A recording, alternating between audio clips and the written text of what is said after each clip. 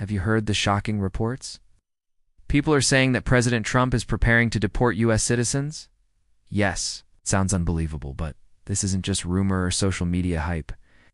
This is coming directly from a new Department of Justice memo, and it's raising serious questions across the country. So today, let's break it all down. What's really going on? It's actually at risk.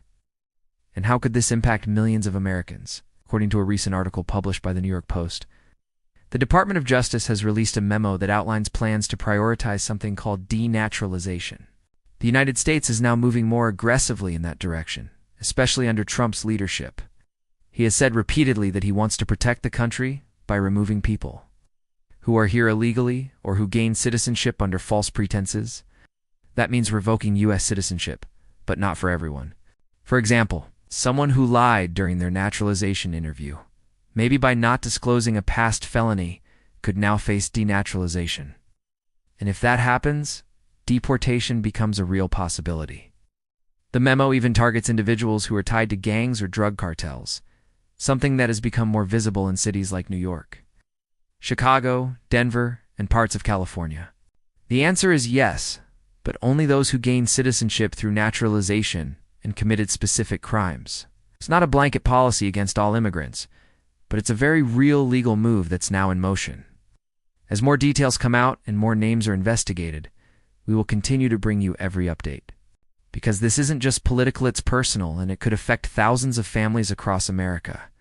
Stay tuned for the latest. The DOJ memo lists 10 specific categories that could lead to denaturalization.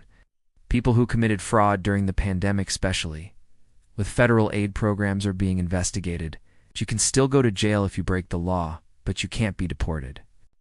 However, if you became a citizen through the legal process and committed fraud, violent crimes, or national security violations, you could now be facing more than just prison time. You could lose your U.S. citizenship entirely.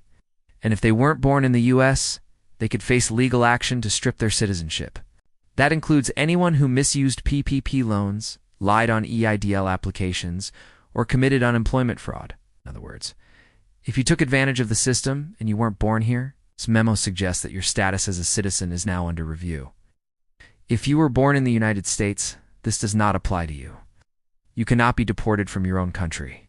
However, if you became a U.S. citizen through naturalization and you've been involved in crimes like gang activity, drug trafficking, sex offenses, or fraud, this new push from the Trump camp could affect you directly. And according to this memo, the DOJ is not just thinking about this.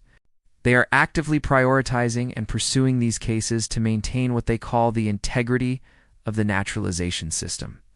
These include war crimes, terrorism-related activities, espionage, and even COVID-era fraud like abuse of PPP loans. In fact, the memo specifically mentions that people involved in fraud against government programs like Medicaid, Medicare, or even Paycheck Protection programs could be targeted. Even fraud against a private company, such as lying about your time cards or cheating your employer, could open up legal grounds to revoke citizenship. Specifically, this targets people who were not born in the United States, but later became citizens through the naturalization process. The memo says that the DOJ will now focus more aggressively on removing citizenship from individuals who have been charged with certain crimes.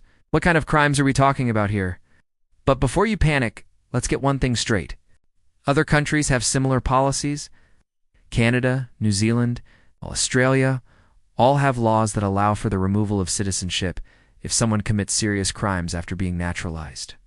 What's also alarming is how broad the DOJ's criteria are. This isn't just a reaction to current crimes. The DOJ is also looking back. Again, if you're a natural-born U.S. citizen, this doesn't apply to you. So, is it true that President Trump is ready to deport U.S. citizens?